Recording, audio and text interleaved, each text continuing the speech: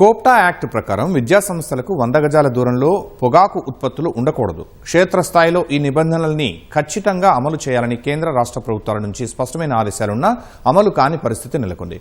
వీటి నియంత్రణ కోసం హైదరాబాద్ ఆపరేషన్ సేఫ్ స్కూల్ పేరిట ఏప్రిల్లో ప్రత్యేక డ్రైవ్ను నిర్వహించారు. కరీంనగర్ కమిషనరేట్ పరిధిలో గత నెల 19న ప్రత్యేక దాడులు చేసి 52 దుకాణాలపై కేసులు నమోదు చేశారు. నిషేధిత పొగాకు ఉత్పత్తులకు యువత బానిసలవుతున్న తరుణంలో దీని నివారణకు కోప్టా చట్టం అమలు తీరుపై మా ప్రతినిధి స్వామి కిరణ్ అందిస్తున్న గ్రౌండ్ రిపోర్ట్. సిగరెట్ మరియు పొగాకు ఉత్పత్తుల నియంత్రణ చట్టం 2003లోనే ఈ చట్టం అమల్లోకి వచ్చిన ఎక్కడా కూడా క్షేత్రస్థాయిలో అమలు కావడం లేదు. ఈ చట్టం అమలు అనేది ప్రస్తుతం ప్రహసనంగా మారింది.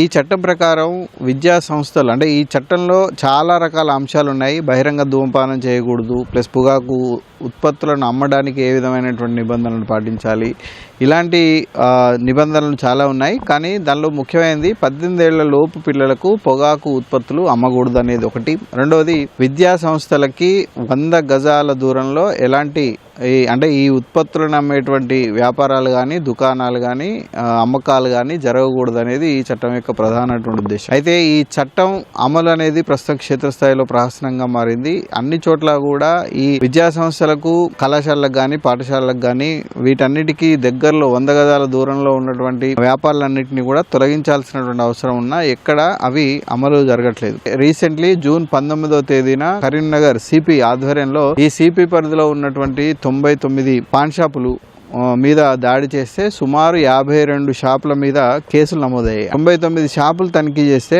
52 షాపుల మీద కేసులు నమోదైనాయంటే ఈ చట్టం అమలు అనేది ఏ విధంగా ఉందనేది ఈ మొన్నటి ఇన్సిడెంట్ని బట్టే మనం అర్థం చేసుకోవచ్చు. ఇవాళ కోప్టా యాక్ట్ 2003 ప్రకారంగా అంటే cigarette and other products of act ప్రకారంగా ఏం చెప్తుందంటే విద్యా సంస్థలకు 100 మీటర్ల దూరంలో ఇలాంటి పాన్ టెలాలు ఉండవద్దని చట్టం వచ్చినప్పటికీ అవి అమలులో చాలా నిర్లక్ష్యం వహించింది. ఈరోజు కేంద్ర రాష్ట్ర ప్రభుత్వాలు ఆ చట్టాన్ని అమలుపరిచే విషయం లోపల కరీంనగర్ జిల్లా కేంద్రంలో కొన్ని పాంటెలను విద్యాసంస్థలకు సమీపంలో ఉన్నటువంటి విద్యాసంస్థల దగ్గర ఉన్నటువంటి పాంటెలను తొలగించారు. అది నిజంగా హర్షించదగ్గ విషయం. ముఖ్యంగా విద్యార్థులు ఇవాళ మత్తు పదార్థాలకు, సిగరెటు, పాన్, గుట్కా లాంటి వాటికి అలవాటు పడే అవకాశాలు కూడా ఎక్కువగా ఉంటాయి. ఎందుకంటే వాటికి అట్రాక్ట్ అయ్యేటువంటి అవకాశం ఉంటాయి. ముఖ్యంగా పాసివ్ స్మోకింగ్ అంటాం. అంటే పాంటెల దగ్గర ఈ సిగరెట్ స్మోకింగ్ వల్ల తాగే వ్యక్తులే కాకుండా పక్కన ఉన్న వ్యక్తులకు కూడా అది పాసివ్ స్మోకింగ్ అంటే వారి ఆరోగ్యానికి కూడా హాని కలిగే ప్రమాదం ఉన్నది. పాసివ్ స్మోకింగ్ వలన 8% మంది పిల్లలు క్యాన్సర్ బారిన పడినటువంటి అంచనాలు ఇవాళ వరల్డ్ హెల్త్ సంస్థ చెప్తాం. కేంద్ర రాష్ట్ర ప్రభుత్వాలు ఇవాళ నేషనల్ టొబాకో కంట్రోల్ ప్రోగ్రామ్ని కూడా తీసుకొని విద్యా సంస్థల వద్ద ఉన్నటువంటి పాంటేలాలు కానీ, మత్తు పదార్థాలను, గుట్కా ఇలాంటి టొబాకో అంటే పొగాకు ఉత్పత్తులను నిషేధించాలని ఆ సంస్థలను అక్కడ ఉంచదనేటువంటి విషయాలపైన దృష్టి పెడుతుంది. టాస్క్ ఫోర్స్ పోలీసు కానీ, రాష్ట్ర ప్రభుత్వం కానీ, జిల్లా యంత్రాంగం కానీ ఒకటేసారి కాకుండా అంతే పరిపరి విధాలుగా ఎప్పటికప్పుడు కమిటీలు వేసి స్వచ్ఛంద సంస్థలు కానీ, విద్యా సంస్థలు కానీ ఒక కమిటీ వేసుకొని వాటిని నివారించవలసిన అవసరం ఎంతైనా ఉంది. దుకాణాల యజమానుల నుంచి కూడా కొంత వాళ్ళకు సంబంధించినటువంటి సమస్యలు కూడా మనకు బయటకు వస్తున్నాయి. ముఖ్యంగా కొన్ని దశాబ్దాల నుంచి అంటే 20 ఏళ్ళు, 30 ఏళ్ళు, 40 ఏళ్ళ నుంచి మేము ఒకే దగ్గర షాప్ పెట్టుకొని మేము అమ్ముతున్నాము. అలాంటి షాపుల దగ్గరికే కొత్తగా మనకి పాఠశాలలు కానీ, కళాశాలలు కానీ ఇవన్నీ వెలుస్తున్నాయి. అలాంటప్పుడు మేము ఏం చేయాలంటే బతుకు తెరువు కోసం ఒక స్థానాన్ని ఎంచుకొని కొన్ని దశాబ్దాల పాటు వ్యాపారం చేస్తున్న తాము ఈ చట్టాన్ని ఉపయోగించి మమ్మల్ని 100 గజాల దూరం నుంచి దూరంగా వెళ్ళమంటే ఎలా వెళ్ళాలి అనేది కూడా వాళ్ళ దగ్గర నుంచి క్వశ్చన్ ఏర్పడుతుంది. నా పేరు పవన్ కుమార్, కరీంనగర్ పాన్ షాప్ అసోసియేషన్ సెక్రటరీని. కరీంనగర్లో 250 పాన్ షాపులు ఉన్నాయి. దాని మీద బతికే వాళ్ళు వర్కర్స్ కానీ, ఓనర్స్ ఫ్యామిలీస్ కానీ ఒక 10,000 మంది పైనే ఉన్నారు. ఈ విద్యా సంస్థలు అనేది 1 year 2 years ముందులో వచ్చినాయి. చిన్న స్కూల్స్, చిన్న కాలేజెస్, వాళ్ళకి ఎక్కువ జనం ఉన్నా లేకపోయినా సరే వాళ్ళు బోర్డు పెట్టుకొని నడిపించుకుంటున్నారు. మేము 30 years నుంచి పాన్ షాప్ నడిపించుకుంటున్నాం. మా షాప్ పెట్టి 30 years అయింది. మా ఫాదర్ ఎస్టాబ్లిష్ చేశాడు.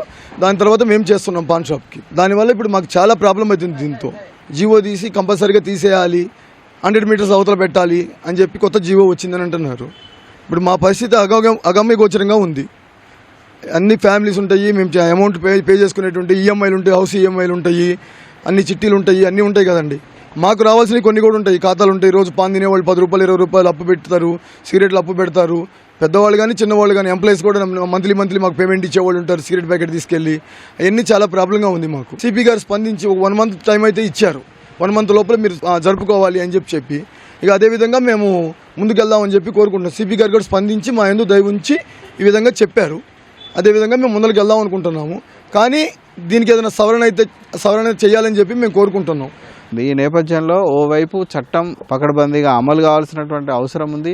చట్టం యొక్క ప్రధాన ఉద్దేశం కూడా నెరవేరాల్సినటువంటి అవసరం ఉంది. ఈ నేపథ్యంలో కేవలం కరీంనగర్ జిల్లాలోనే కాదు, మొత్తం రాష్ట్ర వ్యాప్తంగా కూడా దీని మీద రాష్ట్ర ప్రభుత్వం స్పష్టమైనటువంటి నిర్ణయం తీసుకోవాలి. ఎందుకంటే విద్యా సంస్థల దగ్గరగా ఉన్నటువంటి పాన్ షాపుల్లో గంజాయి లాంటి మాదక ద్రవ్యాలు కూడా అమ్ముతున్నారని చెప్పేసి మొత్తం రాష్ట్ర వ్యాప్తంగా నమోదైనటువంటి వివిధ కేసుల్లో తేలింది. విద్యా సంస్థలకు దగ్గరలో ఉన్నటువంటి ఈ దుకాణాల మీద గట్టి చర్యలు తీసుకోవాల్సినటువంటి అవసరం మనకు ఎంతైనా కనిపిస్తోంది. కెమెరామెన్ తిరుపతితో స్వామి కిరణ్, ఈటీవీ న్యూస్, కరీంనగర్.